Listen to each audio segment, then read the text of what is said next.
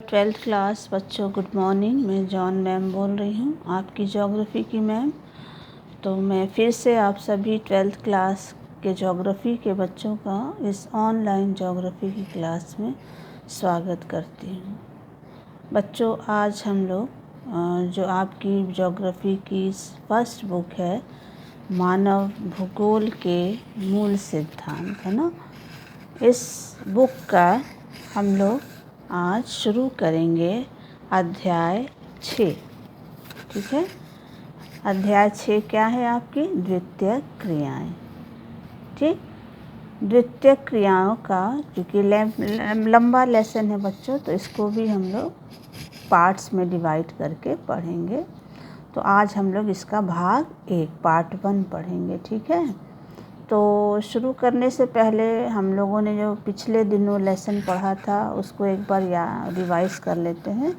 तो हम लोगों ने आर्थिक गतिविधियां या क्रियाओं में देखा था कि 4 तरह की आर्थिक क्रियाएं होती हैं: प्राथमिक, द्वितीयक, तृतीयक और चतुर्थक, है ना। क्रियाएं, इनको गतिविधियां भी बोलते हैं, क्रियाएं भी बोलते हैं। ठीक है, तो प्राथमिक क्रिया इससे पहले हम लोगों ने पढ़ा था, जिसमें हम लोगों ने कृषि और कुछ प्रमुख जो कृषि प्रणालियां हैं उनके बारे में हम लोगों ने देखा था, और उसके बाद हम लोगों ने खनन के बारे में देखा था। ठीक है, आज हम लोग इस लेसन में द्वितीयक क्रियाएं पढ़ेंगे और इसका भाग 1 पढ़ेंगे। तो द्वितीयक क्रियाएं भाग 1 में आज हम लोग जिन मेन बिंदुओं या पॉइंट्स के बारे में पढ़ेंगे वो है हमारा परिचय। सबसे पहले द्वितीयक क्रियाओं के बारे में इंट्रोडक्शन यानी परिचय, फिर विनिर्माण,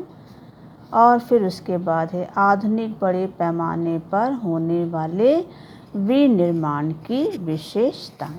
ठीक है, तो शुरू करते हैं। सबसे फर्स्ट हेडिंग क्या है आज का? वो है परिचय, इंट्रोडक्शन। तो बच्चों, जो हमने अभी बताया कि जो हमारी आर्थिक क्रियाएं हैं यानी आर्थिक गतिविधियां हैं, उनको 4 भागों में बांट सकते हैं। वो 4 प्रकार की हैं: प्राथमिक, द्वितीयक, तृतीयक और चतुर्थक, है ना। तो जो प्राथमिक, द्वितीयक, तृतीयक और चतुर्थक क्रियाएं हैं, इनका उद्देश्य संसाधनों की प्राप्ति एवं उनके उपयोग का अध्ययन करना है। ठीक है, यानी संसाधनों की प्राप्ति और उनका अध्ययन, उनका उपयोग करना ही इन चारों, है ना, क्रियाओं का क्या है बच्चों? उद्देश्य है। संसाधन, जितने भी संसाधन हैं जो प्रकृति ने दिए हैं, मनुष्य को जीवित रहने के लिए ये बहुत ही क्या है? ज़रूरी है ना। तो जितने संसाधन प्रकृति ने दिए हैं वो बहुत ज़रूरी हैं। किसके लिए? मनुष्य के लिए, उसको जीवित रहने के लिए। ठीक है, क्योंकि इन्हीं संसाधनों से मनुष्य अपनी सारी ज़रूरतों को क्या करता है? पूरा करता है। इन्हीं संसाधनों पर जो हमारी प्राथमिक, द्वितीयक और तृतीयक और चतुर्थक जो क्रियाएं हैं वो इन्हीं संसाधनों पर क्या हैं बच्चों? निर्भर है। तो आज का जो हमारा टॉपिक है वो है द्वितीयक क्रियाएं, है ना। तो द्वितीयक क्रियाओं के माध्यम से, है ना, जो प्राकृतिक संसाधन हैं उनको और उपयोगी बनाया जाता है ना।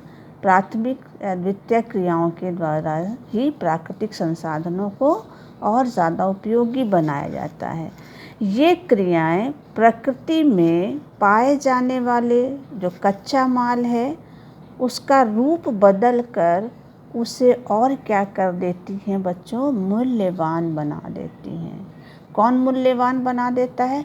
ये द्वितीयक क्रियाएं, द्वितीयक गतिविधियां किसको मूल्यवान बना देती हैं? जो प्रकृति में पाए जाने वाले जो संसाधन है, कच्चा माल है, उसका रूप बदल कर उसको क्या कर देती हैं?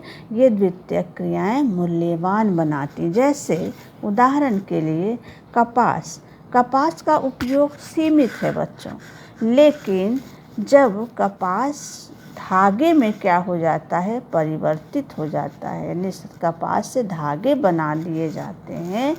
तो धागे बन जाने के बाद यही कपास क्या हो जाता है?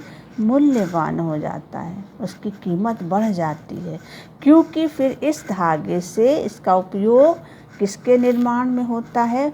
वस्त्र यानी कपड़ा निर्माण में होता है। ठीक है, तो द्वितीयक क्रियाएं जो हैं वो क्या करती हैं बच्चों? जो प्रकृति द्वारा प्राप्त कच्चा माल है या संसाधन है उसका रूप बदल कर क्या कर देती हैं? उसको मूल्यवान बना देती हैं। जैसा कि अभी हम लोगों ने किसका उदाहरण देखा? कपास का उदाहरण देखा। इसी तरह आप लोहे का उदाहरण ले सकते हो ना बच्चों। लोहा का भी जो प्रयोग है वो सीमित होता है। अगर लोहे से क्या नहीं बनाया जाता? इस्पात नहीं बनाया जाता, स्टील। तो लोहे से जब स्टील बना दिया गया तो उसका मूल्य क्या हो गया? लोहे का मूल्य पहले से ज़्यादा बढ़ गया, है ना। तो इस तरह से द्वितीयक क्रियाएं जो हैं वो क्रियाएं हैं जो प्रकृति में पाए जाने वाले जो संसाधन हैं उनका रूप बदल कर उनको और क्या कर देती हैं बच्चों? मूल्यवान बना देती हैं, उपयोगी बना देती हैं। ठीक है, तो समझ में आ गया द्वितीयक क्रियाएं क्या हैं बच्चों। अब चलते हैं, सेकेंड हेडिंग है हमारा विनिर्माण। विनिर्माण का मतलब होता है किसी वस्तु का उत्पादन करना, यानी विनिर्माण का आशय है किसी भी वस्तु के उत्पादन से है ना। तो जब हम किसी वस्तु का उत्पादन करते, किसी वस्तु का निर्माण करते हैं तो उसको हम क्या बोलते हैं? विनिर्माण। इसमें बच्चों विनिर्माण में हस्तशिल्प कार्य, हस्तशिल्प मतलब जो हाथ से सामान बनाया जाता है ना, तो हस्तशिल्प कार्य से लेकर लोहा व इस्पात को गढ़ना यानी स्टील बनाना, प्लास्टिक के खिलौने बनाना और कंप्यूटर एवं अंतरिक्ष यान निर्माण आदि सभी प्रकार के उत्पादनों का निर्माण जो है इसमें क्या किया गया है? सम्मिलित किया गया है। यानी हाथ से जो सामान बनाया जाता है उससे लेकर अंतरिक्ष, बड़े बड़े जो मशीनें हैं, कंप्यूटर है और अंतरिक्ष यान है ना, इन सभी प्रकार के उत्पादनों का निर्माण जो है वो विनिर्माण में क्या किया गया है? सम्मिलित किया गया है। इस तरह से बच्चों विनिर्माण को हम इस तरह से परिभाषित कर सकते हैं। वे समस्त प्रक्रियाएं जिनके द्वारा प्राथमिक आर्थिक क्रियाओं से प्राप्त कच्चे पदार्थों को शारीरिक अथवा यांत्रिक शक्ति द्वारा यानी मशीन द्वारा अधिक उपयोगी स्वरूप में क्या कर दिया जाता है? परिवर्तित किया जाता है। तो उसको हम क्या कहते हैं?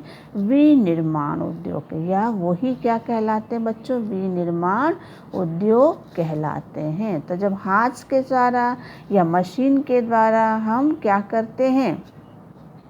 कच्चे पदार्थों का क्या कर देते हैं? स्वरूप बदल देते हैं, उसको उपयोगी बना देते हैं, तो वही क्या कहलाता है? विनिर्माण उद्योग कहलाता है। ठीक, या इसे इस तरह से भी कह सकते हैं, विनिर्माण उद्योग एक ऐसा प्रक्रम है जिसके अंतर्गत कच्चे माल को उच्च मूल्य की वस्तुओं में क्या किया जाता है? परिवर्तित किया जाता है ना।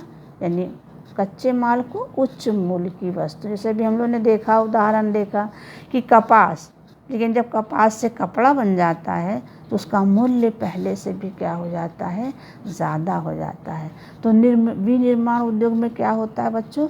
यही किया जाता है ना, वस्तु का उत्पादन किया जाता है।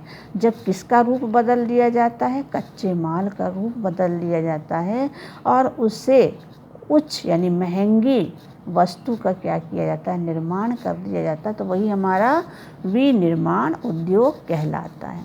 ये एक निर्माण प्रक्रिया है, निर्माण प्रक्रिया जिसमें सामान बनाया जाता है, वस्तु बनाया जाता है, जो छोटे स्तर से है ना उच्च स्तर तक की जाती है। तो विनिर्माण क्या है बच्चों? एक निर्माण प्रक्रिया है जिसमें छोटे स्तर से उच्च स्तर तक जो है वो हो सकती है, वस्तु का निर्माण किया जाता है। जैसे उदाहरण के लिए हाथ से बनी साधारण वस्तु जैसे मिट्टी का बर्तन से लेकर जटिल प्रक्रिया से बनी जो भारी वस्तु हैं, जैसे रेल का इंजन और बड़ी बड़ी मशीनें। तो हाथ मिट्टी के बर्तन से लेकर बड़ी बड़ी मशीनें और रेल का इंजन सभी इसमें क्या किए गए हैं, सम्मिलित किए गए हैं। किसमें सम्मिलित किए गए हैं? आपके विनिर्माण उद्योग में। तो ये हो गया बच्चों विनिर्माण क्या है, किसको हम विनिर्माण कहते हैं, और विनिर्माण उद्योग क्या है। तो विनिर्माण का मतलब क्या होता है? किसी भी वस्तु का उत्पादन करना, बनाना। और विनिर्माण उद्योग कहते हैं किसको कहते हैं? जब हम, है ना, जिसमें हम कच्चे माल को क्या कर देते हैं, उच्च मूल्य की वस्तुओं में परिवर्तित कर देते हैं, या फिर कच्चे पदार्थों को शारीरिक, है ना, श्रम के सहायता से या फिर यांत्रिक शक्ति के द्वारा और अधिक उपयोगी वस्तु में परिवर्तित करते हैं। तो उसी को हम कहते हैं विनिर्माण उद्योग। अब चलते हैं, थर्ड पॉइंट आता है हमारा, और वो है हमारा आधुनिक बड़े पैमाने पर होने वाले विनिर्माण की विशेषता। तो तीसरा हेडिंग क्या है? आधुनिक बड़े पैमाने पर होने वाले विनिर्माण की विशेषता। यानी अब हम लोग पढ़ेंगे विनिर्माण उद्योग की विशेषता क्या है। तो वर्तमान समय में बड़े पैमाने के जो उद्योग होते हैं, है ना, उनकी निम्नलिखित विशेषताएं हैं। पहली विशेषता है कौशल का विशिष्टीकरण या उत्पादन की विधियां। तो सबसे पहला है विशेषता कौशल का विशिष्टीकरण या उत्पादन की विधियां। तो बड़े पैमाने पर जो कार्यरत विनिर्माण उद्योग में वृहद स्तर पर, वृहद का मतलब बच्चों बड़े पैमाने पर, लार्ज स्केल पर वस्तु का क्या किया जाता है, उत्पादन किया जाता है। तथा इसमें जो प्रत्येक कारीगर होता है या श्रमिक होता है, वो लगातार एक ही प्रकार का क्या करता है, कार्य करता है ना। यानी इसमें कारीगर या श्रमिक जो होते हैं वो लगातार एक ही प्रकार का क्या करता है बच्चों, कार्य करता है। अब आता है दूसरी विशेषता, बड़े पैमाने या विनिर्माण की दूसरी विशेषता क्या है, यंत्रीकरण। यंत्रीकरण का काम क्या मतलब होता है बच्चों? यंत्रीकरण का मतलब होता है या तात्पर्य होता है कि किसी कार्य को पूरा करने के लिए मशीनों का प्रयोग करना। तो जब मशीनों का प्रयोग किया जाता है तो उसी को हम क्या कहते हैं, यंत्रीकरण, है ना। और आज तो आप देखते ही हो कि हर काम जो है वो मशीनों से होता है। तो आज का जो हमारा आधुनिक विनिर्माण है वो पूरी तरह से मशीनों पर ही क्या है बच्चों, निर्भर है। ठीक है। तो आधुनिक जो बड़े पैमाने के विनिर्माण में स्वचालित मतलब जो ऑटोमेटिक मशीनें चलती हैं ना, बस बटन ऑन कर दो, हर काम मशीन से होता रहता है ना। तो आधुनिक बड़े पैमाने के जो विनिर्माण में स्वचालित यंत्रीकरण देखने को मिलता है ना। स्वचालित ऑटोमेटिक मशीन, हर काम मशीनों से होता है ना। केवल मानव का इंसान का काम क्या होता है, बटन दबाना, बाकी सारा काम मशीनें कर लेती हैं ना। साथ ही कंप्यूटर युक्त नियंत्रण प्रणाली से युक्त कारखानों में स्वचालित मशीनों के द्वारा जो है वो उत्पादन जो है वो किया जाता है। तो मशीनें तो हैं ही, मशीन तो प्रयोग की जाती हैं आज के बड़े जो पैमाने के जो विनिर्माण उद्योग हैं। साथ ही बच्चों कंप्यूटर युक्त जो नियंत्रण प्रणाली है, कंप्यूटराइज्ड है सब कुछ, है ना। कंप्यूटर से सब कुछ नियंत्रित होता है। ठीक है। तो इस तरह से यंत्रीकरण का जो है आज क्या है, बड़े पैमाने के जो विनिर्माण है उनमें स्वचालित मशीनों का प्रयोग, कंप्यूटर युक्त नियंत्रण प्रणाली से चलने वाले कारखानों में वस्तुओं का क्या किया जाता है, आज उत्पादन किया जाता है। ठीक है। तो आज केवल हमारा देखें तो हमारे देश में ही नहीं बल्कि पूरे विश्व में, है ना, जो विनिर्माण उद्योग है, बड़े पैमाने के जो उद्योग हैं, उन सब में यंत्रीकरण यानी मशीनों द्वारा जो उत्पादन कार्य है वो जो है वो साफ क्या होता है बच्चों, दिखाई देता है। तो इंडिया में ही नहीं पूरे वर्ल्ड में जो उद्योग हैं है ना, विनिर्माण हैं, उनमें यंत्रीकरण जो है वो नज़र आता है। ठीक है, यानी कह सकते हैं ना कि व्यक्ति की जगह अब मशीनों ने उनका स्थान ले लिया है ना। हर चीज़ उत्पादन में मशीन और कंप्यूटराइज्ड है ना, पूरी जो कारखाने होते हैं वो आज पाए जाते हैं, न केवल इंडिया में बल्कि विदेशों में भी, विश्व में भी। तीसरी विशेषता क्या है बच्चों, प्रौद्योगिकीय नव आचार।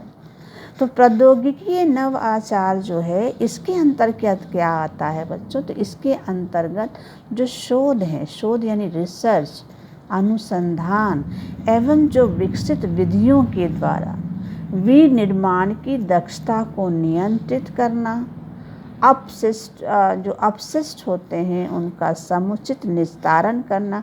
अपशिष्ट मतलब जो कारखानों से वेस्ट निकलता है ना, निस्तारण मतलब उसका उचित क्या करना, प्रबंध करना है ना, या रिसाइकलिंग वगैरह के द्वारा उसका यूज़ करना दोबारा। तो निस्तारण की समुचित व्यवस्था करना, तकनीकी दक्षता में अभिवृद्धि यानी वृद्धि का होना, प्रदूषण को नियंत्रित करने जैसे उपाय इसमें क्या किए गए हैं बच्चों, सम्मिलित किए गए। तो शोध और विकसित विधियों के द्वारा विनिर्माण की दक्षता और ज़्यादा दक्ष बनाना उद्योगों को ना, और उनको नियंत्रित करना, अपशिष्ट जो निस्तारण है उसकी समुचित व्यवस्था करना कारखानों में, और तकनीकी दक्षता में वृद्धि करना तथा प्रदूषण को नियंत्रित करने जैसे उपाय जो हैं प्रौद्योगिकी नव आचार में सम्मिलित किए जाते हैं। अब आता है चौथी विशेषता, संगठनात्मक ढांचा एवं स्तरीकरण। संगठनात्मक ढांचा एवं स्तरीकरण के अंतर्गत कुछ खास विशेषताओं को सम्मिलित किया गया है। ये क्या विशेषताएं हैं, सबसे पहला है जटिल औद्योगिक तंत्र, यानी जो विनिर्माण है उद्योग है या बड़े आधुनिक जो बड़े पैमाने के उद्योग हैं उनका जो औद्योगिक तंत्र है वो कैसा है बच्चों, जटिल है। दूसरा इसकी विशेषता है कि अत्यधिक विशिष्टीकरण, यानी यहाँ अत्यधिक बहुत ज़्यादा विशिष्टीकरण जो है वो पाया जाता है।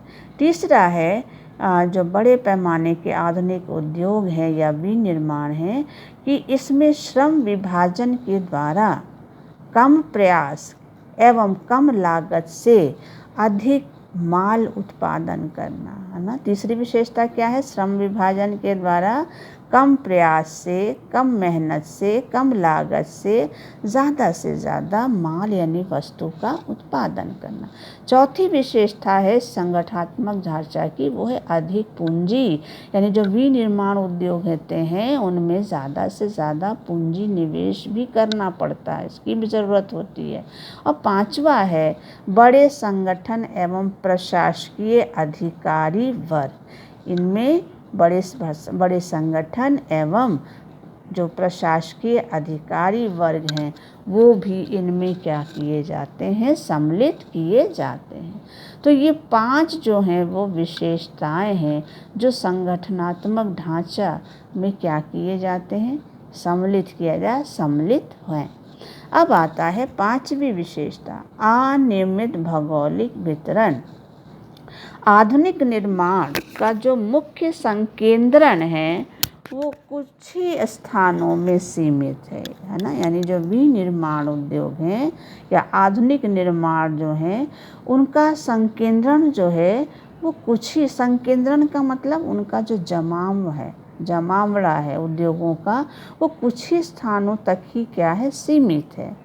जैसे विश्व के कुल स्थलीय भाग का है ना, यानी विश्व के कुल स्थलीय भाग का 10% से कम भूभाग पर ही इनका क्या पाया जाता है, विस्तार पाया जाता है। किनका विस्तार पाया जाता है, जो हमारे विनिर्माण उद्योग है या आधुनिक जो बड़े उद्योग हैं। इनका विस्तार हमारे विश्व के स्थलीय भाग के केवल 10% भाग पर पाया जाता है। उदाहरण के लिए इसको हम एक उदाहरण से समझ सकते हैं कि अमेरिका की जो मक्का पेटी है, जो कितने क्षेत्र में फैली है?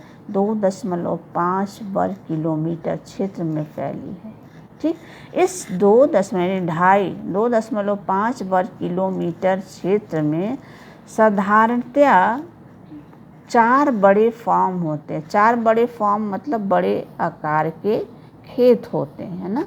4 बड़े फार्म होते हैं जिसमें केवल 10 से लेकर 20 श्रमिक काम करते हैं और ये 150 से लेकर केवल 100 लोगों का ही भरण पोषण करते हैं। लेकिन अगर इतने बड़े क्षेत्र में हम क्या करें? उद्योगों को बसा दें, उद्योग लगा दें, तो इनमें कितने हैं बच्चों? केवल 4 बड़े बड़े कृषि फार्म आ सकते हैं। लेकिन इसमें बहुत सारे, अगर हम इनको उद्योगों में इस्तेमाल करें इस 2.5 वर्ग किलोमीटर क्षेत्र को, तो इसमें 4 बड़े कृषि फार्म नहीं बल्कि अनेकों कारखाने आ जाएंगे, है ना। अनेकों कारखाने आ जाएंगे। जब अनेक कारखाने यहाँ लगा दिए जाएंगे तो वो 10-20 को नहीं रोजगार देंगे बल्कि 100 लोगों को, हज़ारों लोगों को ये क्षेत्र, ये 2.5 वर्ग किलोमीटर का जो क्षेत्र है वो हज़ारों श्रमिकों को क्या कर देगा? रोजगार देगा। तो ये है बच्चों की हमारे जो विश्व है यानी उसका केवल 10% भाग ही ऐसा है जहाँ पर विनिर्माण उद्योगों का विस्तार पाया जाता है। अगर हम जो बड़े बड़े फार्म हैं उनका उद्योगों में इस्तेमाल करें तो उनमें अनेकों बड़े उद्योग जो हैं, कारखाने लगाए जा सकते हैं और वहाँ केवल 10-20 लोगों को नहीं बल्कि हज़ारों लोगों को क्या मिलेगा? काम मिलेगा और हज़ारों लोगों का भरण पोषण होगा, है ना। तो ये है बच्चों हमारे आधुनिक विनिर्माण की कुछ विशेषताएं। तो आज का वीडियो हम लोग का यहीं तक रहेगा। अगले भाग में हम लोग इन्हीं विनिर्माण उद्योगों की, है ना, क्या पढ़ेंगे? प्रभावित करने वाले कारक और इनका वर्गीकरण पढ़ेंगे। थैंक यू बच्चों।